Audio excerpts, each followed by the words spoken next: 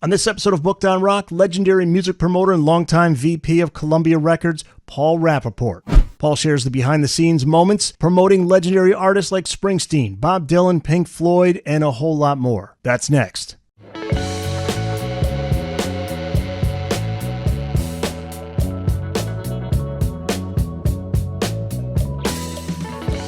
Welcome back to Booked on Rock. I'm Eric Senich. Our guest is legendary music business veteran and former VP of Columbia Records, Paul Rappaport. He is the author of Gliders Over Hollywood, Airships, Airplay, and the Art of Rock Promotion. Welcome to the podcast, Paul. Thanks very much. Thanks for having me on. I'm excited to be here. I just watched your show with Liberty DeVito, who's an old friend of mine. Oh, very cool. Very cool. Yeah, Liberty. Yeah, that's definitely the most popular episode on this podcast thus far. So it was great to have him on. I have so many questions about all these artists that you know and worked with, but yeah, sure. Let's start before working for Columbia. You were a musician. So talk about your background and what led to the Columbia job. Also, how did Tony Bennett play a big role in the early part of your career? For me, it's always been about the music.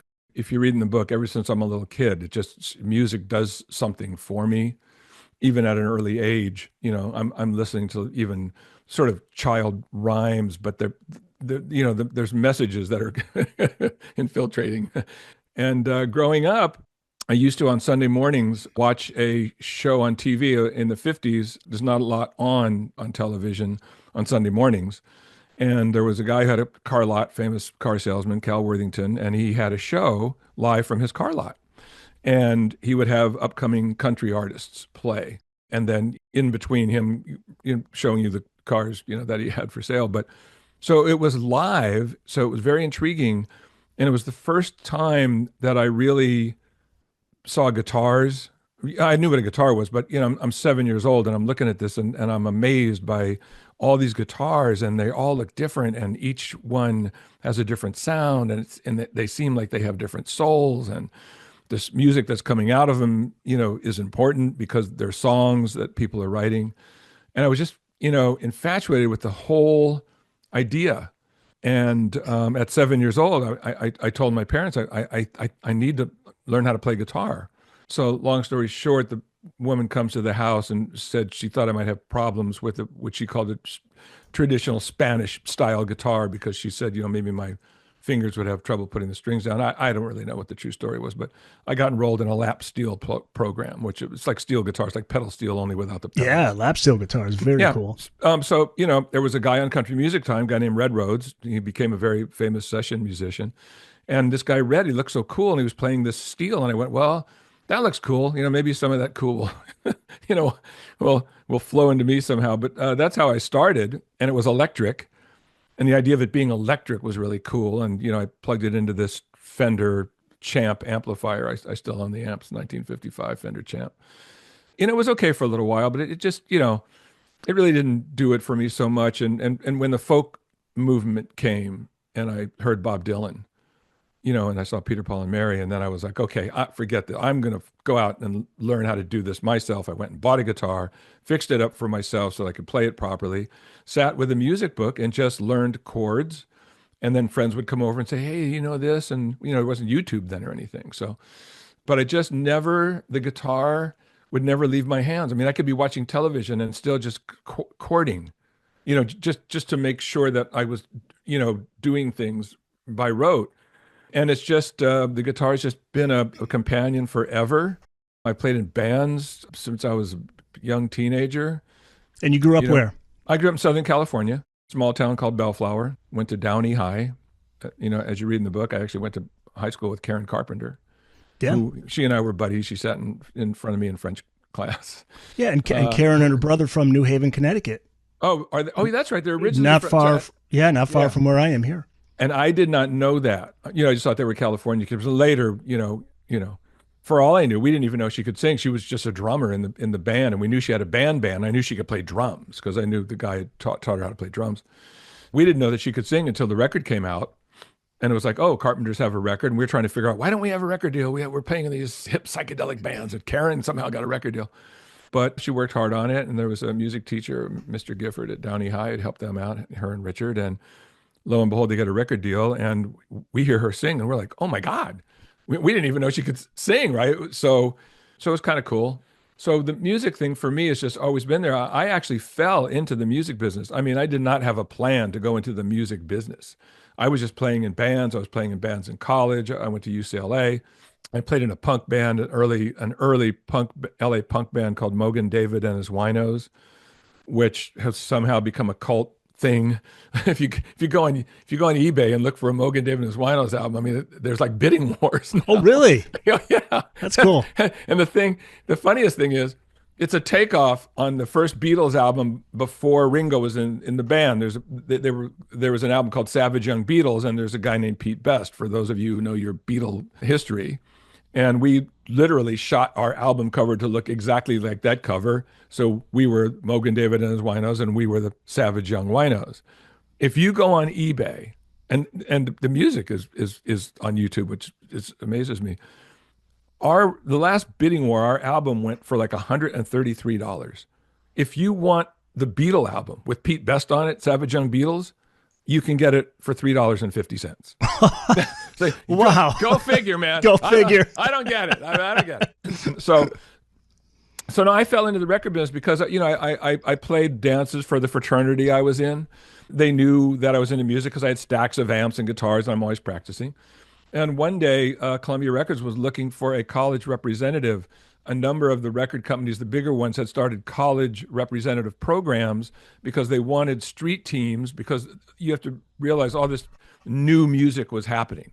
Late 60s, early 70s, all this new music that the record companies are not used to. They're used to, 1950s kinds of music. And then, okay, the new artist for them, for Columbia, Neil Diamond's a big star for them, and Barbra Streisand, and they're making their money with pop music. And all of a sudden they sign Bob Dylan, and he becomes something. And then, Clive Davis had signed Janis Joplin, and all this new music's exploding. And they're going, we need kids who know this music to go out and promote on campus. And then what I didn't realize was they were also grooming us to be the next executives, because we were from this music. We understood this music. A lot of the guys who I worked with, great guys. The music was odd to them. They couldn't relate to it. The whole '60s was such a shift in culture. Oh, yeah, the generational gap was seismic. Huge. Yeah. Right. So one day I'm just sitting on the steps, at UCLA, watching all the girls go by, and a friend of mine from the house, it was AE Pi fraternity. I guess my first boss had called his attorney, who was an alumni of this fraternity, looking for somebody to be a college rep. I get a piece of paper with a phone number on it. My nickname's Rap because my last name's Rappaport. Okay, so brother comes by, goes, "Hey, Rap, there's a record company looking for somebody as part-time, and we figure that's you," right? Because they knew from all the music I was doing. So it was just a happenstance. I'm a pretty spiritual guy. I mean, I think all this stuff was meant to happen, to be honest with you. I mean, yeah. Especially later in life, I'm like, wait a minute. It's like, wait a minute. Right. I think I was supposed to do all this, but that's, different story. But at any rate, at that time, I just call up, and I'm talking to this guy, and he's telling me about the music business. And also, what you have to understand at that time is, there's a big culture shift in, this sort of new hippie generation of, could we change the world? Could we make it better? How could we make it better? And of course, we're anti-war. We're for civil rights. We're for women's rights. We're for all these things. That it's a tumultuous time, but I'm coming from an authentic place where corporations, in our minds, were sort of like the enemy. You listen to all the music and all the lyrics from all these bands. I mean, Boston, people living in competition. All I want is peace of mind. So I wasn't sure I wanted to work for a corporation. I knew that Columbia was a music label, but I knew it was a corporation. I mean, they're owned by CBS, and that was a big question mark for me. And I'm asking this guy what I get, how does it work? And he's having trouble figuring out why he has to talk somebody into working for a record company in 1969. And he's telling me all these things. And then he says the magic words. He says you get $15 a week, and this, you're going to go to the local radio station, and you're going to try to get, reviews at the Daily Bruin. You can bring some of our bands onto campus. This is what the job is. You do displays. And he says, I think at the time you got $15 a week or something, which back then you could eat. If you're a student, you could eat for $20 a week if you planned things right. It's the way money was. And he said, you can get all your records for free. You're going to get a camera. I was like, wait, stop. What did you just say? Did you just say I get all my records for free? Now, Eric, Gold. yes, I'm a blue collar kid. I didn't have a big record collection. I mean, $3 for an album for me is a luxury. So my record collection when I go to UCLA is like two Jimi Hendrix albums, two Rolling Stones albums, and Truth by Jeff Beck and Cream. That's it. Like that's what I have. Right. I couldn't believe it because I knew Columbia. I was like, wait a second, you guys have Bob Dylan, you guys have the Byrds, you have Janis Joplin. I go, well, you guys have Miles Davis. And even though I'm a rock guy, I mean, I love cool jazz. I love Miles Davis. He said, oh yeah, you get all those for free. Oh, Any thought I had about the corporation and my hippie ideals, it's all melting. It's all melting away. I'm like, really? That's real? He goes, yeah, that's real. And we all trade records with other labels. I'm like, okay, whatever else you said, I don't care. I'm your man. I'm coming right now. I'm getting in my car. I'm coming right down. I'm your guy. He's like, no, son. I'm busy now. Wait a week, right? He said, let's come next Wednesday. But I made him promise me. I said, do not give this job to anybody until you meet me, because it's always been about the music to me. It's just the music. And even you read in the book about my career and all the things I was able to accomplish, it's still the music. Like I knew we had to sell CDs. I started with LPs and then CDs, and I knew that was the job, but I wanted to do it in a big way and put smiles on fans' faces and just celebrate this music, which I thought was some of the greatest music ever made. Turns out it is some of the greatest music ever made. Rock music, 70s, 80s, 90s. I mean, it's as good as, Bach, Beethoven. It's just rock and roll. I mean, it's just a different genre of music, but this music's going to stand the test of time, which is what we're witnessing right now. And so I got into the music business, and I was a college rep, but parts of the business at that time, and and even in today's world, I mean, it can be duplicitous. I mean, you got people that are a little shady. The guys in the '50s were the "Hey Babe" guys. right. They would walk into a radio station and put an album down and say, "You got to hear this. There's not a bad track on the album." That was promotion then. I couldn't be that. I was like, that's not real. Like, who's going to believe that? Like, and so I was having trouble knowing if I was going to fit in to, did I need to be that to do promotion or Right. A&R or anything. Even the A&R guys I met seemed a little, it's not as authentic as the generation I'm coming from. As you read in the book, at first I thought it was a chance meeting. Now I think it was a complete destiny meeting. I went to a party for Tony Bennett. He had a new album out, and there was a big party in a hotel. Typical Hollywood party, booze, food, people dancing, whatever else they're doing. And I'm looking around and I'm going, these people are having a great time. I don't know if any of them have heard Tony's record. Are they just here for the party? Because I don't get the sense that there's a connection. It's bothering me. Like, hey, I don't like this. Party's over. They leave. I go up to Tony. I'm a punk, man. I'm just, I got hair out to here. I got, mustache goatee. You see pictures of me in the book. At that time, I didn't even have the fro yet. I was still like the surfer dude. But at any rate, I just went up to him and I just asked him, and I'm young. I don't even have a filter. I just said, Tony, I probably called him Mr. Bennett. I said, man, can I talk to you? He goes, sure. I said, I'm brand new to the business. I'm a college rep. I'm about to enter this business, but I don't know if I can do it because everywhere I look, it just seems kind of fake. I go, look at this party. Everybody's here. They're drinking your booze and they're eating your food. And honestly, Tony, a lot of these people are just hangers on. Like, I don't even know if they care about your album. And I heard your album. It's really cool. And I just don't like this. So I was getting ready. He was still in his sort of ascot and pipe phase at that time. I was getting ready for this Tony Bennett, sort of amazing flower-like language. He looks down at me and he goes, you know what, Paul? Sometimes it's pretty fucked up. And it just blew my mind. Like, here's Tony Bennett, right? And I'm going, oh, wait a minute. And he goes, listen, I'm going to tell you a story. And the guy's immediately cool to me. Like, he's just down to earth, which Tony Bennett, for anybody who ever met him, he's like the everyman. That's how he is. It's just who he is. He goes, you know what? I'm going to tell you a story.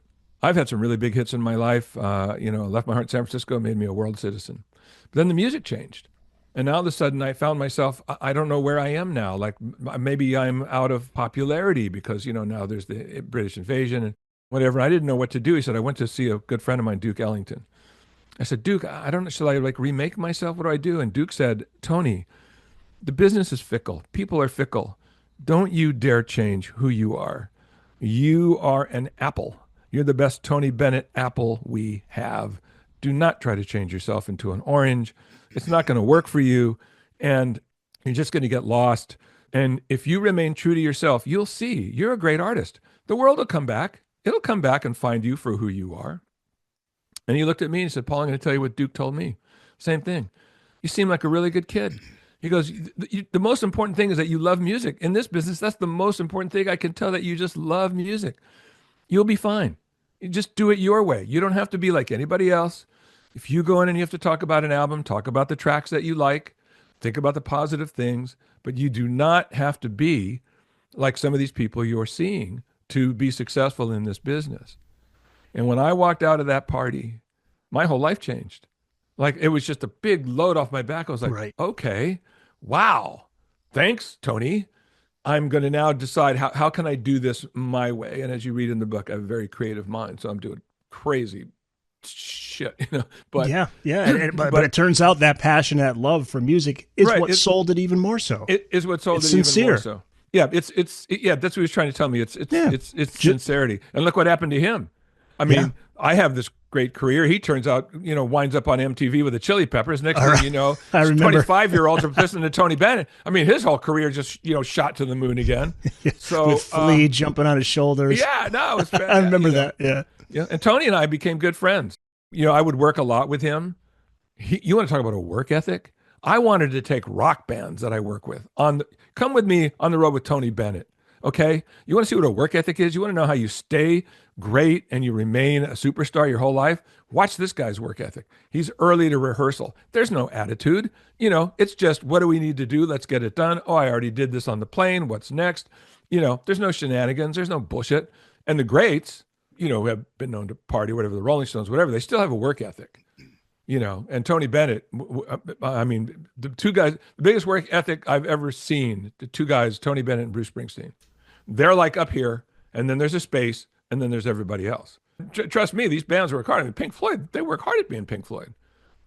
Keith Richards rehearses the Rolling Stones a lot. How do you think they're so good? Yeah. The David Gilmour story in the book. He said, Paul, it's like I'm like a 9-to-5er. Yeah. I'm going to work every day and I'm Yes. doing the Pink Floyd thing. That's what he told me. He said, just like you go to the office with your briefcase, I go to the office with my guitar case. I have to be the best Pink Floyd I can be. I know what it is. I know what the job is.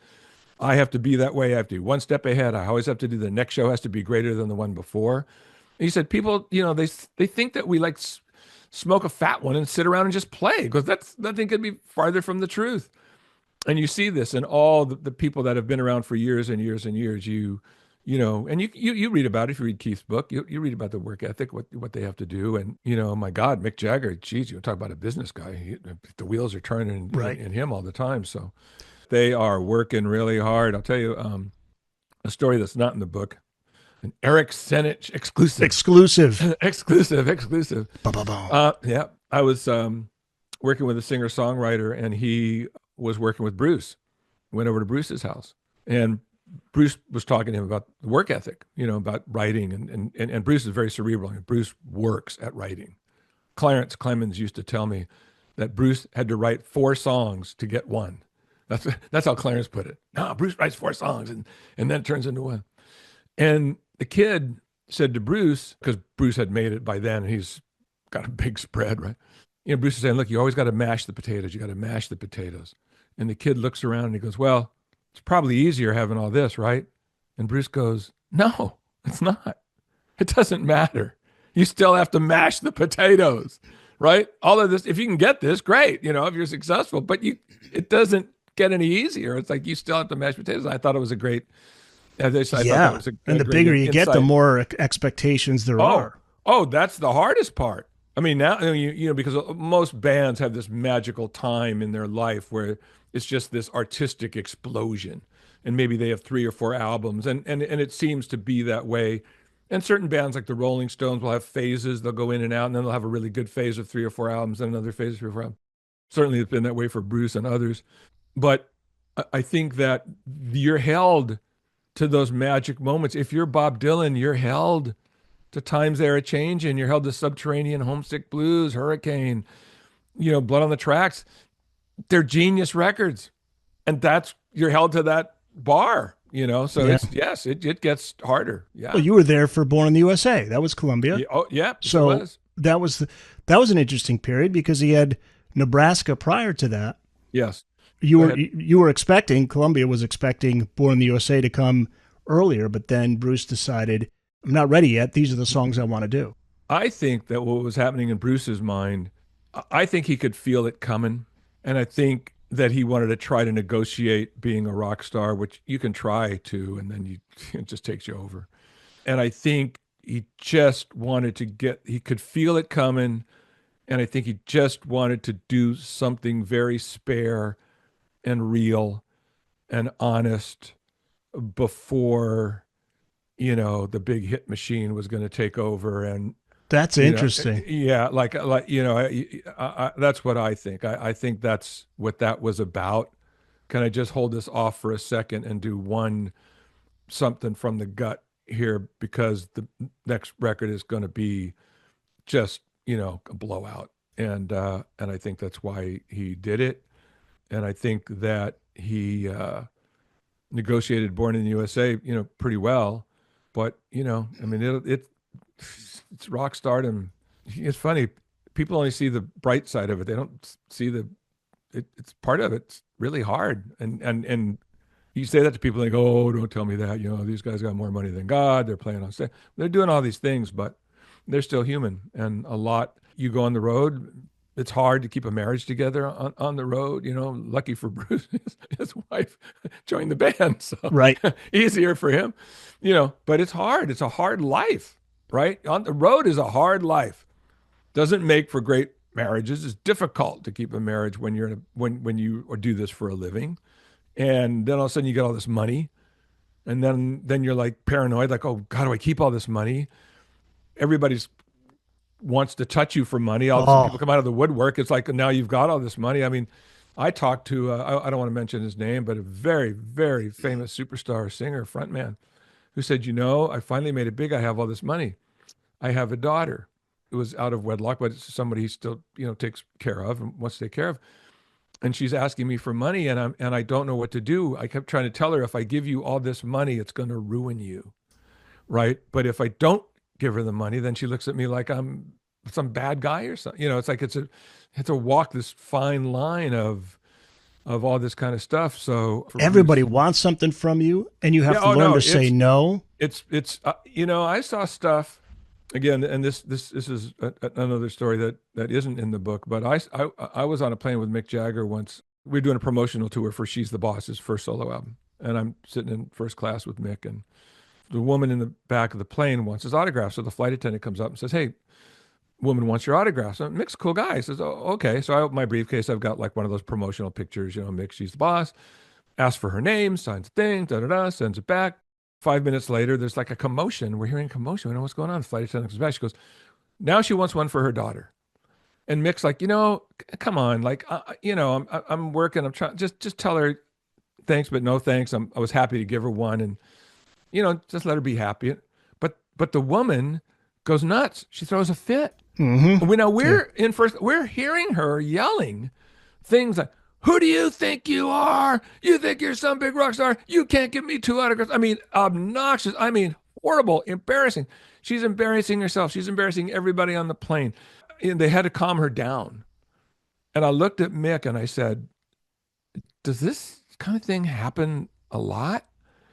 And he looked at me really evenly and he said, "Rap, you have no idea." Wow. And my knees buckled. Just Yeah. the way he said it. Like it wasn't Mick Jagger, the rock star, it was just a guy, right? "You have no idea." And I began to think of the kinds of things that could happen. I mean, Keith even writes in his book, when the girls were ripping their clothes off, everybody wanted to be a rock star, but he was actually afraid for his life because it got very physical. Sure. I mean, girls were like he thought he was going to suffocate sometimes. I mean, so I'm not saying they don't like being rock stars, because clearly that they're on stage for a reason. That's what they love to do. But there's another side. There's a friend of mine who wrote a book, and John Mellencamp's in the book, and he literally says in this book, if you think that you want to be on stage and be a rock star or whatever, just let me tell you, it's not what you think it is. And when you see me on stage and I look like I'm having a good time, I am, but I am working really hard. Do not think I'm just getting up there and having a good time and all the other stuff that goes with it. Just be prepared. It's not what you think it is. And it's healthy advice for, for anybody who's coming up who wants to do this for a living. Now, as far as the hard work that you would have to put in for a band, say it's an unknown band, what's the key to getting an unknown band attention? Like getting a record played at rock radio was not easy. It's not easy because programmers program radio in a safe manner. They need ratings. If you play something new, there's a chance somebody could tune out if you're not playing something new that they're going to like. And so new music would be added to rock stations. I was involved in the heyday of rock from the 70s and the 80s and into the 90s. New music has to be spoon fed. Maybe you're going to play a track at night or maybe in the afternoon, but you're not just going to put a flood of new music on. And also, most bands that are really good, they have their own sound. So for instance, early on for Bruce Springsteen, I did 12 years for Columbia Records on the West Coast in Los Angeles before I moved to run the rock department in 1980 to New York. If you're on the West Coast, those rock stations are, local band Van Halen. So you're going to hear a lot of Van Halen. You're going to hear a lot of Led Zeppelin. You're going to hear that kind of rock. Now this guy comes along named Bruce Springsteen. It's a whole different sound. He's got a band. It's different. He's got Clarence Clemens on sax. Early records got a tuba. It's a different thing. Even Aerosmith's first album caught people by surprise. So it takes time for them to warm up to something new. And my job was to sort of open their minds to something new, get them to want to hear something different. As you read in the book, I had a lot of little tricks. I would never go into anybody's office with an album and in their office play them new music because and a lot of promotion people did, and because they do have those days where you go in and you play music. I never did it that way because they're busy. They're on the phone and they're listening, but then a disc jockey comes in, hey, do you have that spot that I need for the or they get a phone call from their significant other. It's you can't. I would say, hey, let's go to lunch, and then I would make lunch 20 minutes away. Put them in a car. It's springtime. Roll the windows down. Put their radio station on loud. They're happy. They're proud of their station. They're free. They just escaped. They're on a mini vacation. Like they've escaped work. They're looking around. All of a sudden, your mind's open. Music sounds great. If you don't pin them and you just say, hey, I got a few things I want to play you I'm excited about. Don't worry. I'm not going to ask you to add the record in next week or anything. It's not coming out for months. Just listen to the music. They sit back and they just listen to music and their minds are open. Right? I would talk to programmers that I knew were into certain kind of genres of music to warm their mind up. It's like in the book I write, it's like planting a flower bed. Before you put the plants in, you till the soil, you put ingredients in, you put nutrients in. You want to nurture up something that's going to grow. And so I felt like that's the programmer's mind. So if I had an artist like, let's say, Chris Whitley, who's not he's not right down the center rock, but he's an authentic blues rock type player. I knew a big consultant who was in charge of 60 rock stations in Atlanta. Loved the blues. So if I would call him up and say, hey, Greg, I got a new guy, way into the blues, totally authentic. The guy's playing resonator guitars. All of a sudden I have Greg's ears. Really? Because he wants the genre of the blues to continue. It's something that he tries to help out. He already wants to like the record before I've even sent it to him. So I would try to do these kinds of things to till the soil, if you will, to add nutrients, to make a garden ready to grow so that the music's going in, not in a way of like, oh, I've got this record coming out. Yeah, they're jamming me. I'm going to probably ask you to add it in a couple of weeks. None of that's going to work. It's the music. And so that would be my approach to try to just open someone's mind to hear something new. And then what determines the roster of artists? Who's going to be at the top? Who are you going to put the most money into? How does that all play out? Well, there's things that we think we know, and we call them priorities for a second because we think we hear a record, we go, oh, this is, but no, the truth is that nobody really knows. The job is to get the music on the radio. In today's world, the job is to get it on, Spotify and Tidal and whatever streaming services and YouTube, make a video or TikTok. It's really the public that decides. we can have our priorities, but our priorities will change as soon as some music hits the airwaves, listeners call up and go, "Oh my God, I love that." In today's world, it would be people making playlists or whatever, people talking to each other, about what they want to hear. So, I do write in the book about a big meeting we had up at Caribou Ranch where in Columbia and our sister label, all the album promotion people were getting together, and we would play all of our music. We put our heads together about how to promote this music. And so I write a story where the Epic fellow, the priority was a band called Mother's Finest. They were from Atlanta. They were sort of like Sly and the Family Stone. They were blowing people off the stage. Like they were opening for big bands and blowing them off the stage. So it would make sense that they would be a priority. And he's playing music, and he says, and I have this new thing by a band called Boston. And he puts on More Than a Feeling. Well, when you hear More Than a Feeling, you only have to hear that once. You don't have to be a record guy. People that work with music, we like to think that we have ears. Like we can hear a hit pretty quick just because that's what you do for a living.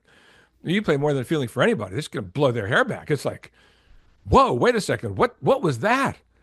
And he played it again. And as you read in the book, I said, Mike, Mother's Finest, yes, we understand why you would want them to be a number one priority, but when this thing hits the airwaves, it's going to flip-flop. This thing's going to blow on album rock radio so big, it's going to be like a firestorm.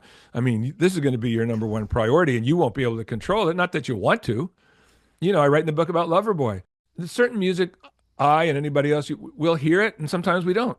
The first Loverboy record, it just didn't sink in. I went, okay, I think this is pretty good, but it didn't hit me like it should. It's for whatever reason. I'm a professional promotion man. My job is to get the music on the radio, let the people tell me. And I got a call from Gloria Johnson at KGON in Portland. She was a big rock jock. She goes, "Oh my God, do you have a hit?" "What do you mean?" She goes, "Loverboy." I'm like, "Loverboy?" She goes, "Yeah."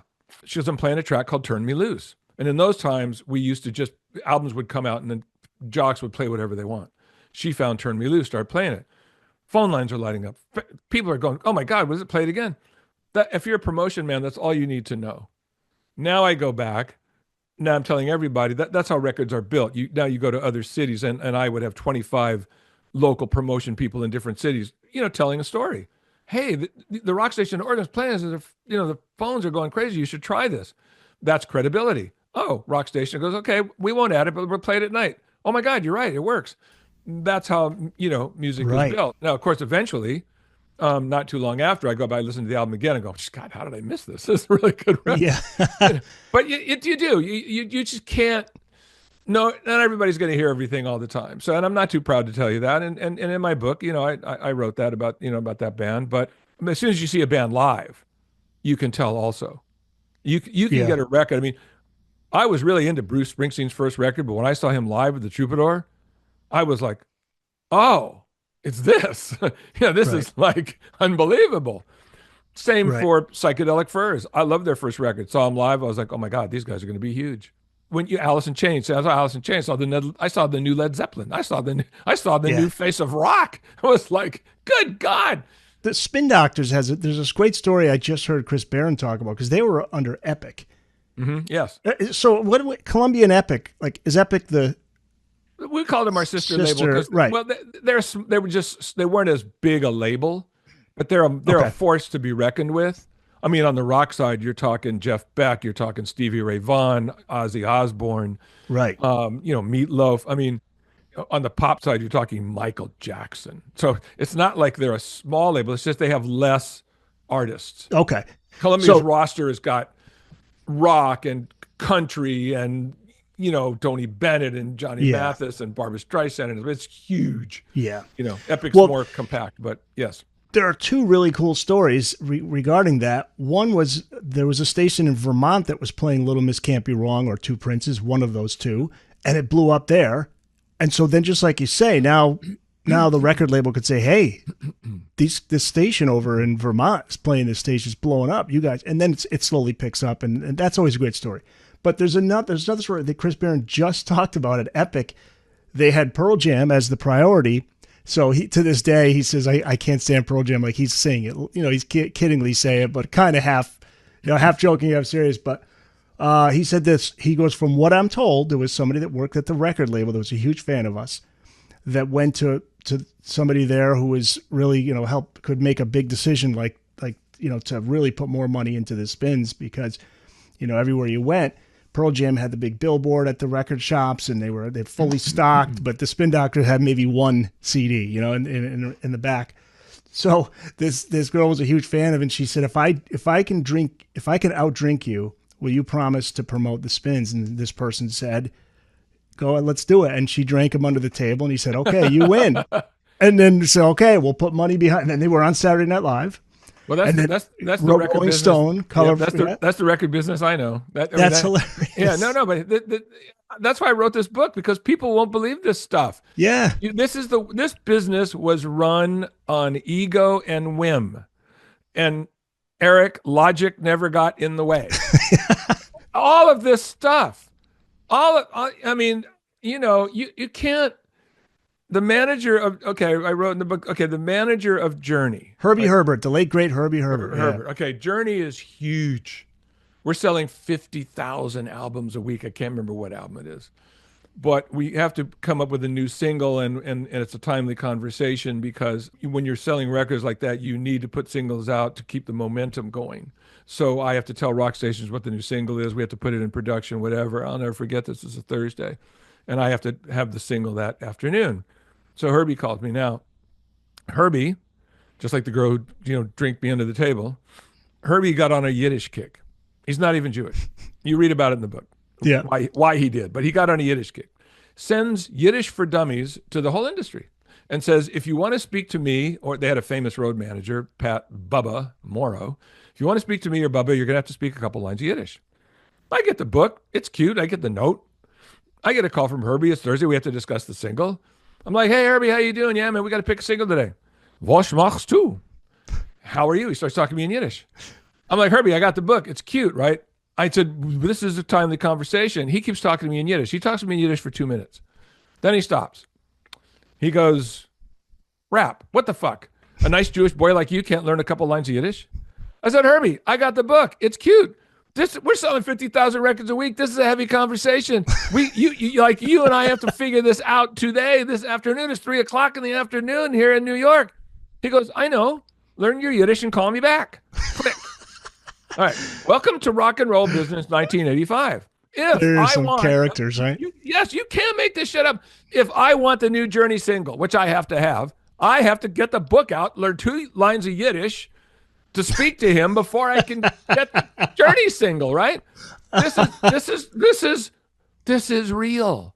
That's why I wrote the books. I want people to understand how amazing and how wacky and how gloriously crazy it all was. This is our reality, right? Yeah. This is how it was. Well, we got to talk about the king of phone screamers, Irving Azoff. I love this one. I have to get Irving the book.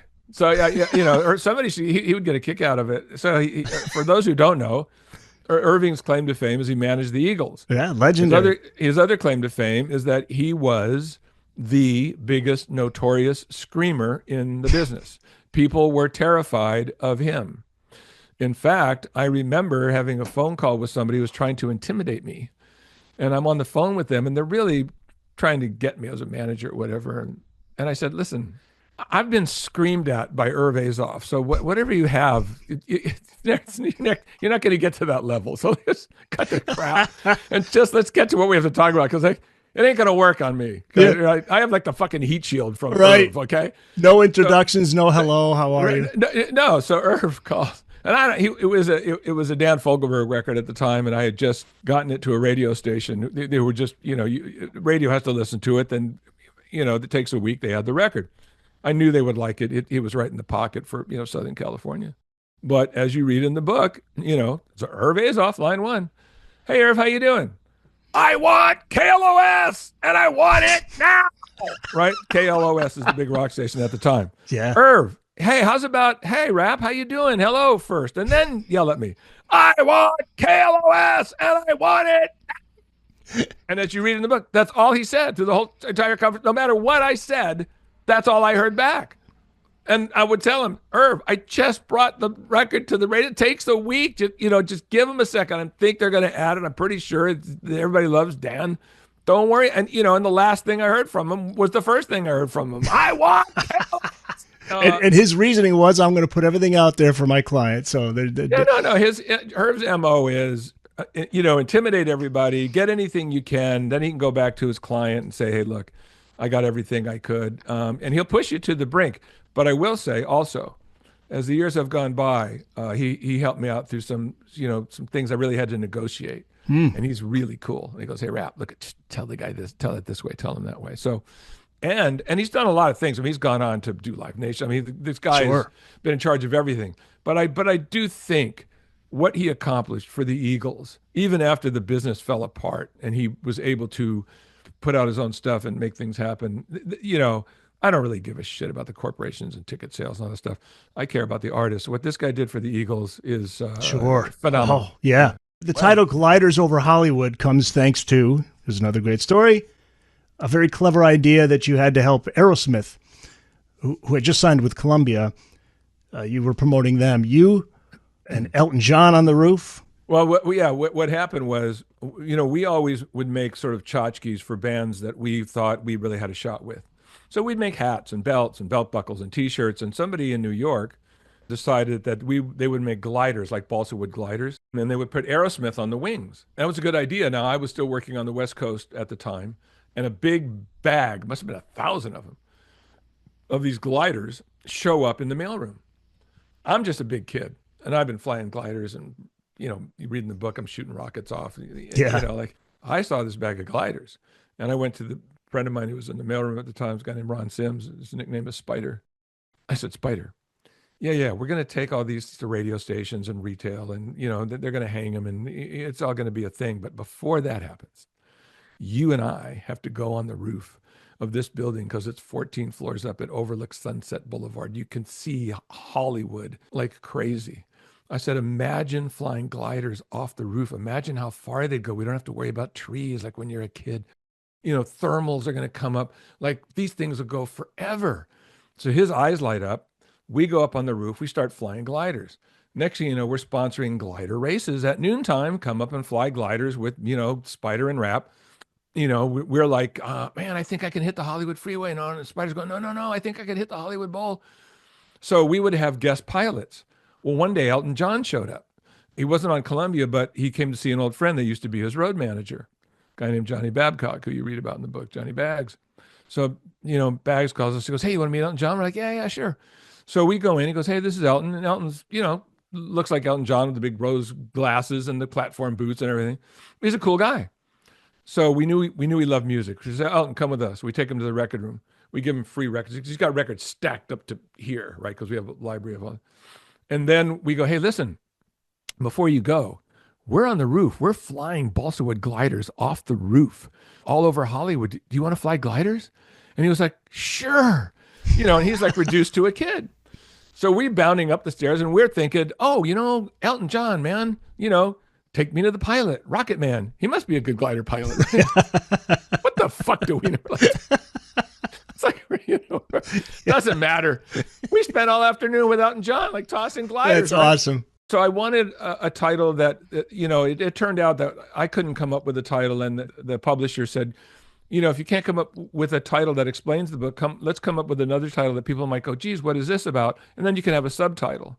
He said, I just love this chapter about gliders over Hollywood. It's just, when I think of gliders over Hollywood, Hollywood is big. And later on, I'm sure you want to talk about the airship, the Pink Floyd airship and all. Yeah. And he says, he goes, you think about this title, Gliders Over Hollywood, and then you can have a subtitle. So then I came up with Airships, Airplay, and the Art of Rock Promotion. If you see that and you see all these names smashed on the front of the cover of all the artists I work with, you'll turn the book over and then read what it's about. Yeah, it's perfect. And he loved it. He just loved it. And I thought about it. And I went, God, I think he's right. And that's where it came from. So it kind of connotes the fun we had in this business. I mean, Eric, in our business, fun was a part of your job description. It really was. We had bowling in the hallways in the afternoon. We had water gun fights. Oh, that's cool. You read in the book, I had a fencing duel with Bruce Dickinson from Iron Maiden down the hallways of Columbia Records.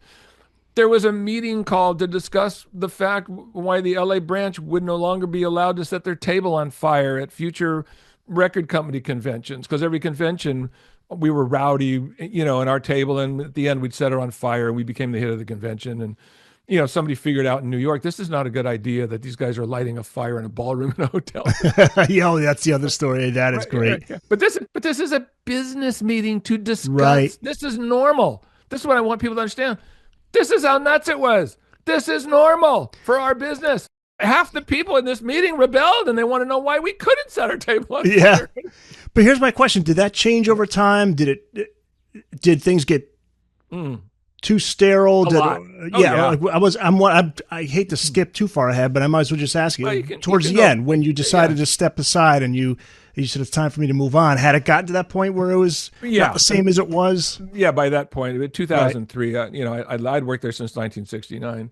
People always want to talk about the 80s. Oh my God, the 80s. I go, the 80s? You should have been there during the 70s. Yeah. The 70s was just like one giant party. There were so many parties, we couldn't plan them all. There was actually a side business that developed. Two guys developed, and they just did parties for record companies because there was just too much to celebrate.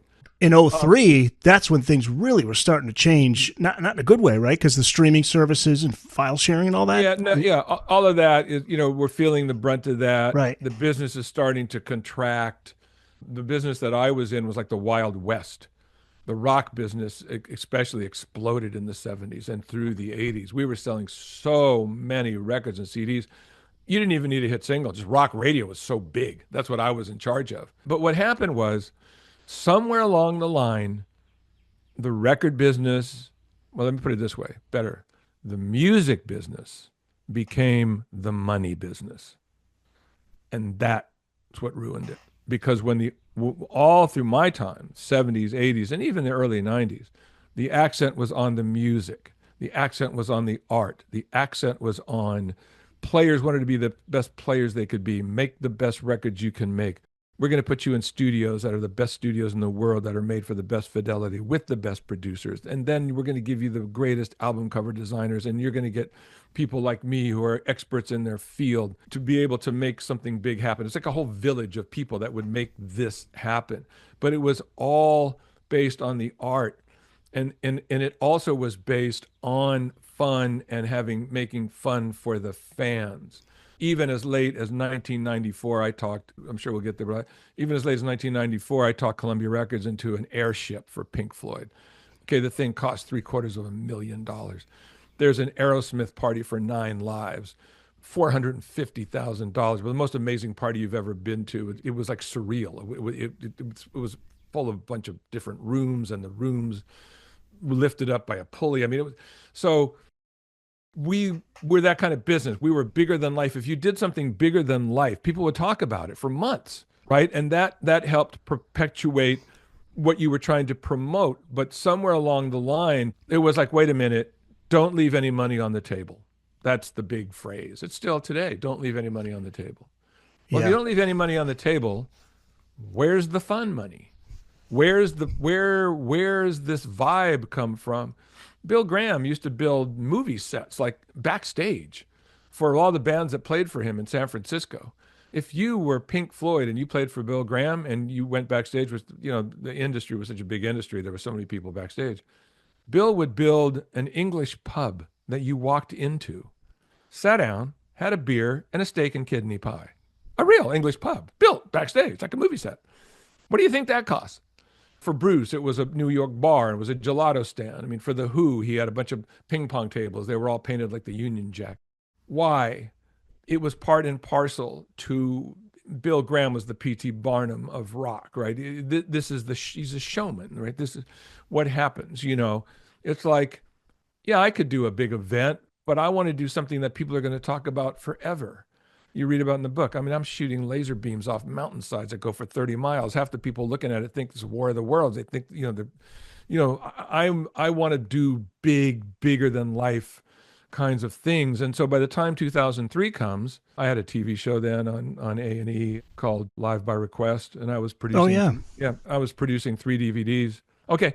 Tony Bennett. Okay, Live by Request is Tony Bennett. It comes from a radio show I did with Tony. Oh wow, yeah, I remember that. That became that television show. So I had to produce 3 DVDs at once, and I'm getting pressure to put them out. I need them. Put them out by Christmas. I'm like, yeah, but they have to be good. They need bonus material. I just don't want to put a TV show up. I want an interview with Tony, or, here's the discography, or just, I'm taking a page off the movies at the time that everything had bonus features, and the pressure on me, just get them out. We don't care. So I'm thinking, wait, this isn't the business that I was in. Yeah. Just get them out. Like, Push the no. product out there. Yeah, I'm not doing it. And then everything was easier on the pop side. It was like, wait a minute. Yeah, when you go to develop an artist like Springsteen or any new band, Billy Joel or any singer-songwriter, it takes, a couple, 3 albums, to get the music out there. The band's got to tour, the artist has to tour. It became easier just to get like a young pop star, get him a song from, Max in Sweden, whatever, put 5 producers on it. And that's how we are now. We're living this pop world because it's like a sort of a formulaic machine that pumps this music out. Now, that's thankfully not all the music that's out there. That there's still a lot of young up and coming artists, thank God, that aren't in that machine. But the music business has run, on this kind of thing for a while now, especially when hip hop, became big and everything. It just became it became more of a pop business. So the Camelot that I knew, all the characters that, if you watch the movie Guys and Dolls, right? Okay, that's what our record business was, except it was the record business. It's the Guys and Dolls, but it's the record business. And we're just like those guys. And we all have nicknames. Big Julie and Sky Master songs. It's a business of characters. We're making it up as we go along. And everybody wants to do something to get noticed and be noticed. And everybody's having a good time. And we're making a shitload of money doing it. And it all worked. The 70s and the 80s and into the 90s was the perfect combination of art and commerce that just worked together like this to make all the music that a lot of us hold dear. By the way, a lot of younger people, if you look at the numbers on Spotify, a lot of the pop numbers are going down. And guess what the numbers that are coming up, the streams? Fleetwood Mac. Yes, you're right. Bohemian Rhapsody, I think, is like 2 billion streams or something. Because younger kids are going, wait a minute, who are these Fleetwood Mac people? Who is this Tom Petty guy? What is this Bohemian Rhapsody? What is this Queen thing? Thank God, man. I'm so happy to hear that. Yeah, no. You mentioned Petty. Yeah. I'm sorry to interrupt, but Mike Campbell has a book out. Fantastic book, yeah, right? I want to read it. I would love to read that book. Well, tell me what you think about this, because he talked about having a conversation with Bob Dylan, and this was probably late 80s, and he's saying to Bob Dylan, hey, these CDs, man, this is really great. It sounds great. And Dylan was looking at him like, this is the worst thing that can happen to the business.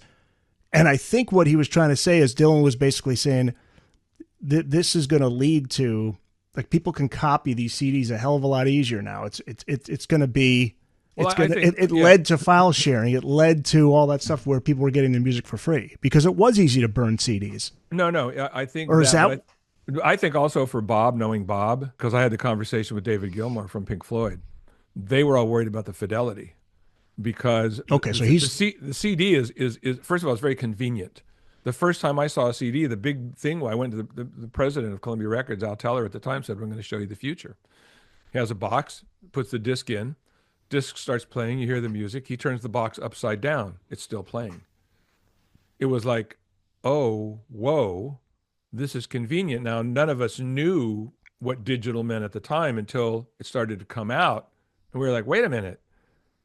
This doesn't sound as good as a vinyl album because it's just yes, no signals. Okay. Yeah. Right? So you don't have overtones. Gilmour was beside himself. He said, I can't hear my guitars there's no overtones because an analog signal will just, but not digital. Digital, it's a yes, no. It shuts it off. And probably for Bob, who's a purist, I'll bet you, he was more thinking about the fidelity because Bob is really all about the vibe, all about the song.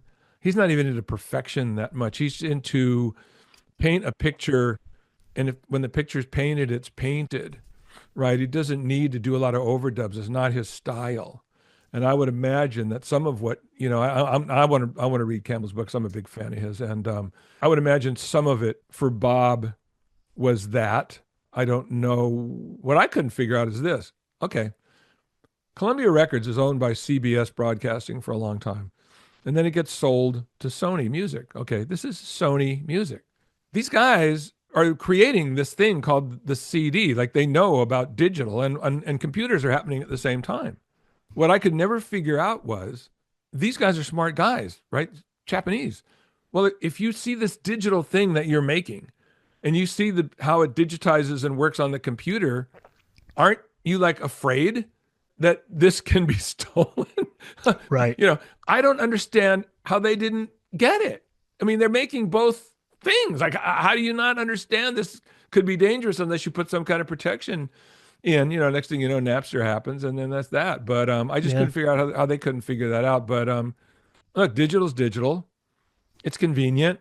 You know, I don't want to sound like some old guy, you know, go listen to an album. But the truth is, if you listen to, you know, a record album on a good sound system, it sounds markedly different than the same album digitally.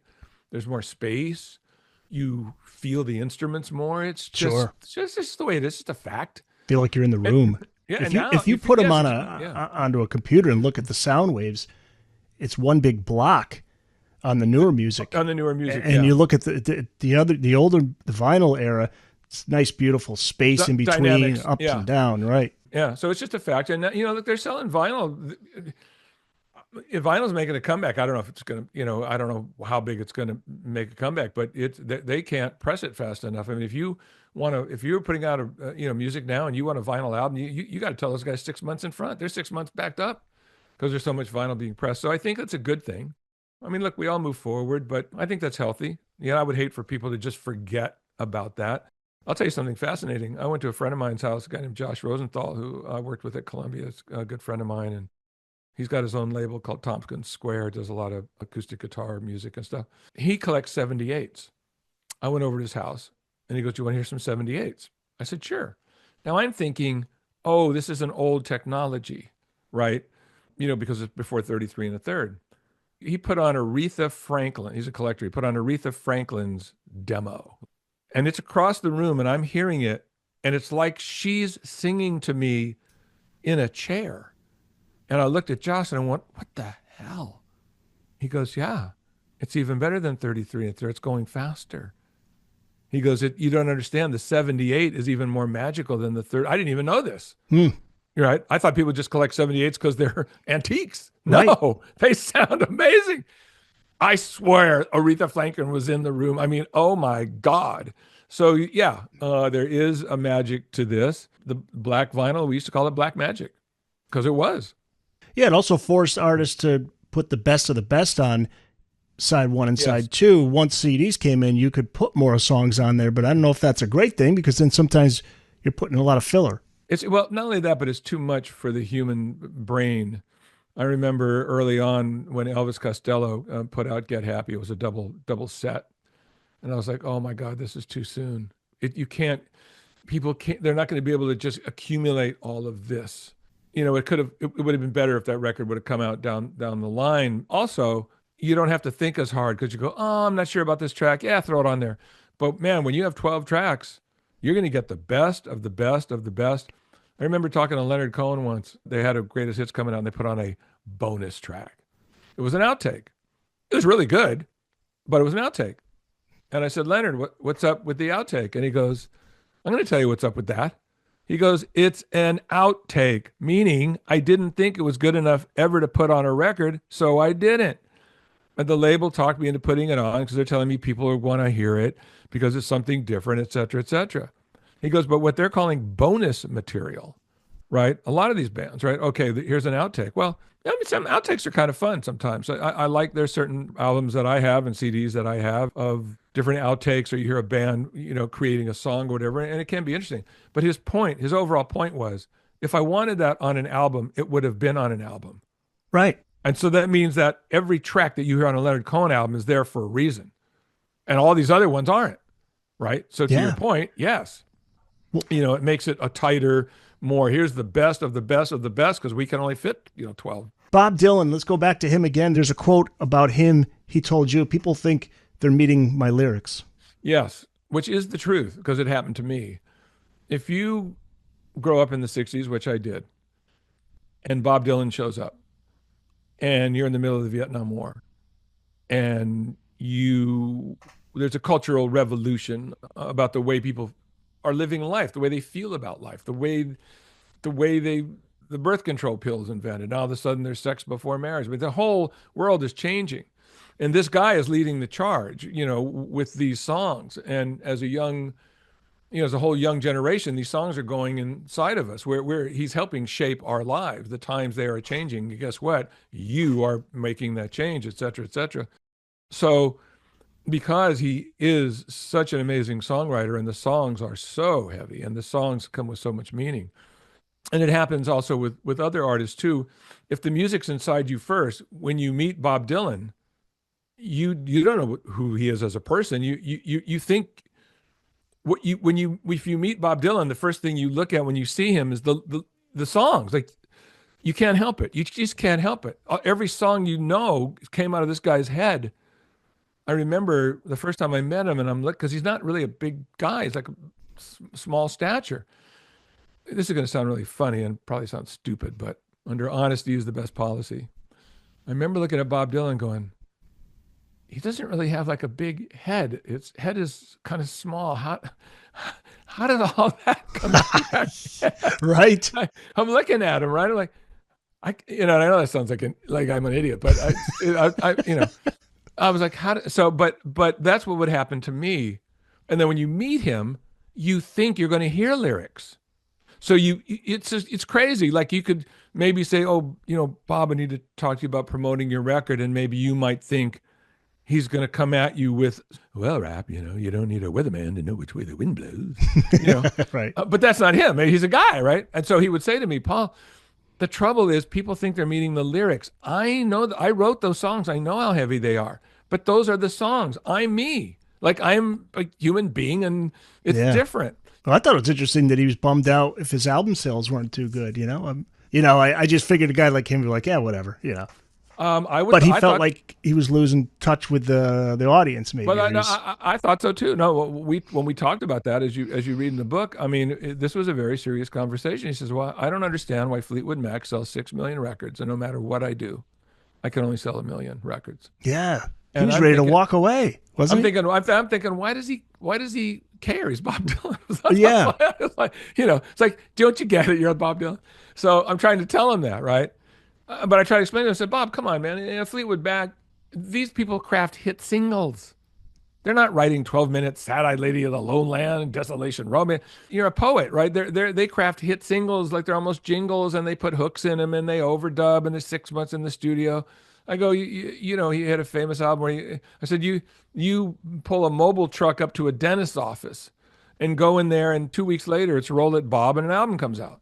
But it's great. It's a great Bob Dylan album because you work fast. You don't need all that stuff. You're not writing for the radio. You're not writing hit singles. So, your music is a certain amount is an acquired taste. I mean, you're a poet. So people, they're hearing poetry. They're hearing very intellectual stuff. It's not dancey, sing-songy stuff. So he thought about it. As I wrote about this because I wanted people to understand that even Bob Dylan's concerned about his career. If I'm so great, if I'm Bob Dylan, how come I can't sell 6 million records? And I'm trying to explain to him, Bob, it's apples and oranges. But then I said to him, but Bob, no matter, I don't care what Fleetwood Mac writes. They'll never be Bob Dylan. They're never going to write Blown in the Wind. They're never going to write Subterranean Homesick Blues. They can't. Every artist I know wishes they could write one song as good as a Bob Dylan song. Only one and they'd be happy. And they all want that, right? And he understood that intellectually, but he still, in his mind, was like, but if I'm this guy, Bob Dylan, maybe I should sell, 1,500,000 sometimes, right? It was hard for him to understand it. So I just can't believe he was thinking about pulling the plug and saying, I'm done. Well, he had writer's block for, it's well known. And I didn't know whether I should write that conversation I had with him in my book. And then I decided to, because I just thought this is real and people should know that even a guy like Bob Dylan can go through, writer's block and have troubles. And so, I write in my book that he called up one day and said, hey man, I say, Bob, how you doing? I think I'm going to quit, man. I go, what? He goes, yeah. He says, I don't think people want to hear my shit anymore. I was like, what? I was like, Bob, I go, I said, well, What year would this be? I want to say it's after 85. He did a couple cover records, did a couple blues, cover Okay. blues albums that he just had to get out of a writer's block. He had to just make some music, right? Yeah. A friend of mine helped him with that, but I was astonished because I said, Bob, first of all, don't look now, buddy, but you just are. Like you're Bob Dylan. It's not a job. Like Bob Dylan's not a job. You are Bob Right. Dylan. So you can't quit. It doesn't work that way. And I know, because I know this guy's life. I said, I know being Bob Dylan comes with a lot of ups and a lot of downs, right? So I get the crazy life that you live, but I don't think you have a choice. And I think that you're probably just going through a writer's block. I mean, Bob, every writer goes through a writer's block. Think about you. How many songs have you written? Hundreds, hundreds, hundreds of songs. They're all amazing. Maybe your brain just needs a rest.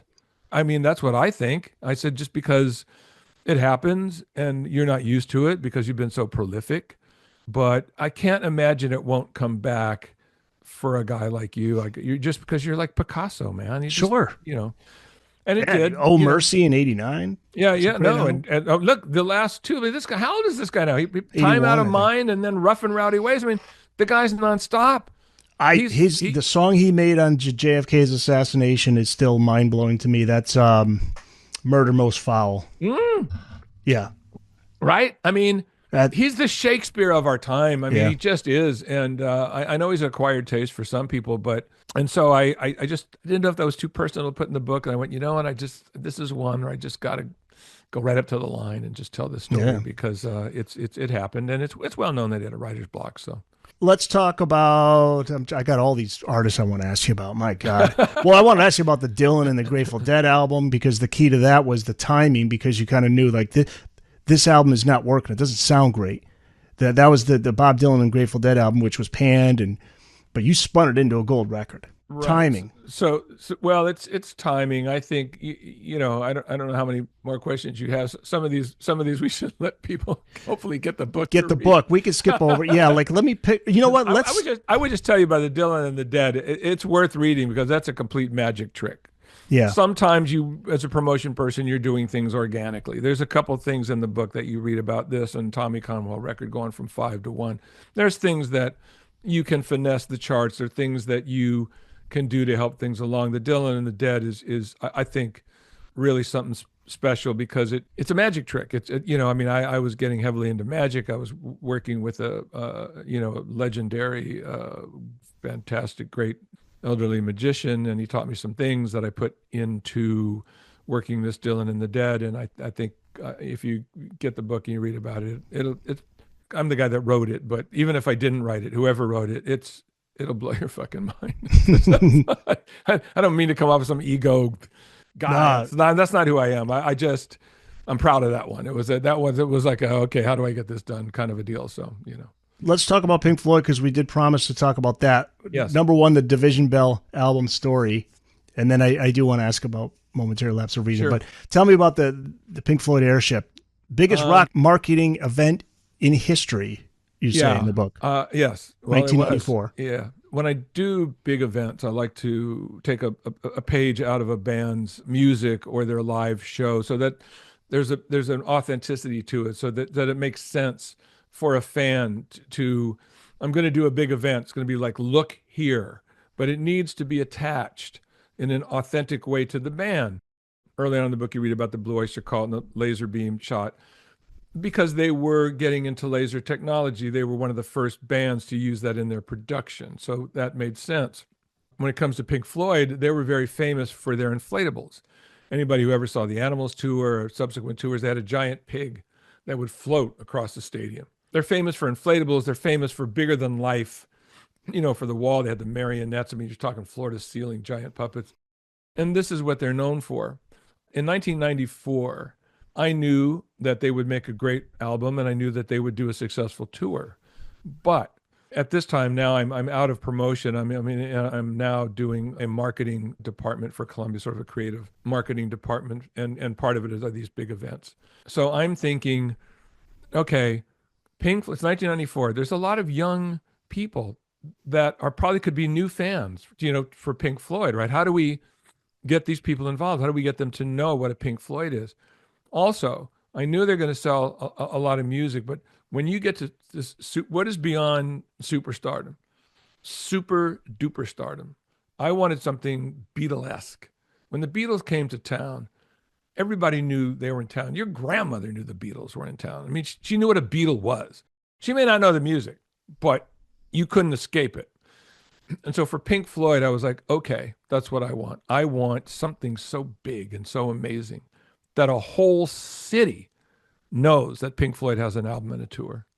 And I was sitting on the 14th floor of, or maybe it was 26, I can't remember what floor it was, but high above Manhattan. And I look out my window, I'm looking over the Hudson River, and I see the Budweiser blimp. It's huge. When blimps after they become so big, they call them airships. And it's this giant floating, beautiful object. Maybe it's 1,000 feet over the Hudson, and it's just cruising. And I'm like, oh my God, we need one of those. And I thought it would be a pig at first. I thought it, would be a flying pig. So I went to my assistant at the time and I said, find out who makes that and how do we get one and what does it cost? And it turns out that there are airship companies, and they, the way the airships work is that you rent them, you paint them. I mean, Budweiser had its logos, and, MetLife had theirs, and Goodyear has theirs, and you can paint whatever you want. I thought it was going to be a pig, but Gilmore thought that was an old image. He wanted something new. The Division Bell album was about communication. I got on the phone with Storm Thorgerson, who's their graphic designer. Who legend. I spent a lot of time in the book. I want people to know Storm. I want to know what he did. I want them to understand how he worked. Because when you read about these album covers, how they're created, it's mind-blowing to read about how he does this stuff, right? So this is not computer generated. These album covers are works of art that he photographed. And he designed a psychedelic airship with a bunch of faces facing each other and flames. And I mean, this thing looked like a creature of its own when it flew. Like if you looked at it, you didn't even register as a blimp right away. It registered as like something from Jules Verne. It's like Robar the Conqueror. Like, what the hell is that thing flying in the sky? And it was gorgeous. There's a great color picture of it in the book. You can find it on YouTube. I mean, there's a video on YouTube of a little documentary about it. You'll read in the book about how I had to talk the president into it because it was a lot of money. But it became such an event because it could float from city to city. A giant airship, psychedelic, Pink Floyd. Even if you didn't look up and see it, I put rock stations in the gondola and they broadcast live from the Pink Floyd airship. So you could be in, I don't know, Chicago. Hey, this is Lynn Bremer from XRT. I'm broadcasting live from the Pink Floyd airship, and we're going to be flying by the Sears Tower in about 30 minutes if you want to wave to us as we fly by. We gave rides to fans, would land, and you could win a ride in the Pink Floyd airship from your local record store. And when you got in, you got a Sony Walkman. You heard the new album, The Division Bell. The thing takes off. You're in heaven. The band loved it because they'd all become pilots, and they wanted to log time in an airship, which I thought was fascinating. It was so huge because it got so much coverage, not only newspapers, not only radio, but television. MTV. Yeah, TV, because the traffic helicopters would be doing a traffic report. Oh, here's the so-and-so highway, but, it's having trouble. But that's not, the story today. This is. And then the camera swings around. They're flying right next to this 200-foot giant psychedelic flying machine that says Pink Floyd on it. And the guy at the television station go, what the heck is that? All of a sudden they're talking about Pink Floyd. I don't know, it says Pink Floyd, whatever. So it was bigger than I knew it would be big. I didn't know it would be that. It was so successful that when the band went back to England, they built one over there, a little bit of a smaller version, and they made it into a fish. I don't know why, but Storm wanted a fish, so I had a fish flying machine. That's awesome. But it was very Floydian. It's big, it's psychedelic, it floats. It was miraculous. It really was. And real quickly, I was going to ask you about Momentary Lapse of Reason, and there's so many questions I could ask, but I'll just stick to one because there is, I know there was an album that David Gilmour brought to Columbia, and they said it doesn't sound like Pink Floyd. Keep working on it, and he did, and that's a great story too. But I guess sticking with Storm Thorgerson is the iron beds on the beach, right? That again, not no trickery here. This is an actual Yeah, photo. if you look at the Momentary Lapse of Reason album cover, you'll see beds on the beach.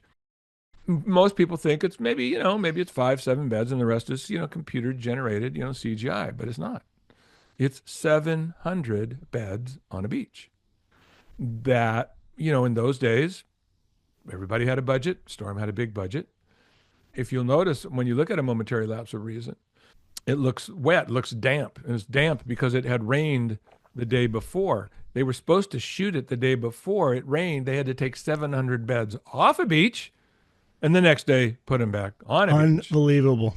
So, if you look at Houses of the Holy, Led Zeppelin, that's not CGI. Those are real children in costumes climbing up a rock face somewhere in Ireland. And Storm would create these events, photograph them. For anybody who's got an album collection, I can tell you that probably 80% of your album collection, album covers are by Hypnosis, which is Storm Thorgerson and his partner Poe Pal, who did, they were just the foremost sought after people for this kind of thing. And so I put Storm in there because, look, you read the book. It's a deep dive into a lot. You meet all these people and you have conversations with them because thankfully I have a photographic memory. So you're going to talk to Mick Jagger and Keith Richards and David Gilmour and Nick Mason and Elvis Costello and Bruce Springsteen and Billy Joel and on, albeit through my eyes. But I wanted to write it. I wanted people to have fun like I had fun. I wanted people to see what I saw, understand how things were in behind the scenes and with these artists. And so I put people like Storm in. Otherwise, if no one writes about it, no one ever is going to know about Storm Thorgerson and his genius. He's a genius. The genius. He's a genius. I mean, of all the legendary album covers, I think the funniest is Steve Miller's "Let Your Hair Down," and it's a bald guy with a rabbit, a hair. Yeah. On top of his head. Come on. This guy's, he's just, so I wanted all this in there so that people could really be there through the 70s, the 80s, and 90s and know just how beautiful this all was. Yeah, no, this book is packed with those stories, and I could keep you here all night. So let's just finish with a great little statistic that you put in the book. You left Columbia in 2003, and you calculated that you had worked there for exactly 33 and a third years and made most of your living promoting and marketing 33 and a third LPs. There you go. Yes, that blew my mind when I wrote that. Because I left in March, which is a third of a year. Right. And I'm trying to think, geez, how long did I work for this company? And I couldn't believe it myself. I was like, you start and then CDs come in, but most of my living is 33 and a third LPs. And I'm going, wait a minute, this can't be right. And I went, oh my God, it's right. Like I've worked here for exactly 33 and a third years. And I looked up, I said, nobody's going to care. But if there's a bow tie on my career, it's like, there you go. Thank you very much. So obviously you're out promoting the book. What do you these days? Are you partially retired? I see your guitar behind you there. You still making music? I love to play. I still play in a band. We play every other week. I still play. I don't think I'll ever retire. I took years off to write this book. I mean, believe it or not, it took 6 years to write this book. Wow. And I'm talking a real job. Like get up every morning, 2 cups of coffee, write, rewrite, throw things out, put stuff back. 4 editors because I wanted to make it great. And it took 6 years to make what you've read as good as it could be, because I slaved over paragraphs, sentences, words. This word isn't exactly right, because I needed it to be great. So that was a job. This last 6 years has been a job to write it and work with editors to make what you see and put all the pictures in there and everything. Beautifully laid out. We were talking about that before we started recording. So now, my job is to promote the book, which is something I'm comfortable with because, I did this for other people for my whole life. I know how to do this. So this whole year, the way this book's gone bonkers. I mean, I'll be promoting this book all year. And in England, it's doing quite well also. So I'll be promoting this book all this year, probably into the next, because of how well it's being received. And then after that, honestly, I think there's a television series in here. I don't even know if it has to be the book. I mean, honestly, with all these characters, it could be a sitcom. You can't make these characters up. They're hysterical as you read, right? So that'll probably be my next job. But I don't honestly, I'm not the retiring kind. I'm a guy that has to do stuff all the time. I have a lot of I have a lot of wonderful hobbies. I play guitar all the time. I do close up magic. I'm a surfer. I mean, there's a lot that I do, but I can't just do that. Like it's not that's fun. That's not like real. So I'm just one of these people that has to work doing something you like to do. Yeah. So no, I'll just keep going until maybe one day I'll just hey, maybe I should sit around and just play with these grandkids. I don't know, but Yeah. but Well, I appreciate you coming on to talk about just some of the stories in this book. There's so many of them. Gliders Over Hollywood, Airships, Airplane, The Art of Rock Promotion. It's out now. You can find it wherever books are sold, and you can look for it at your nearest bookstore, independent bookstores. If you got one nearby, look for one there and ask them to get a copy if they don't have it. Bookedonrock.com. You can search for your nearest bookstore. And then where can people find you online, Paul? the best thing to do is really, I'm not that big on socials, but if you want to know what's happening or, I have a website now, glidersoverhollywood.com. It would just keep you up to date on if I'm going to be somewhere doing a book signing or what have you. Eventually, I have to get on socials. Got everybody telling me I have to, so they're going to make me. But if you just go to glidersoverhollywood.com, you can read about the book and anything that's worth seeing there. I'm sure when you post this, I'll put you right up there. So Cool. Yeah, I'll put a link in the show notes. People can get right onto your website from there. Paul Rappaport, thanks so much. thanks for having me on. I really appreciate it. Thank you.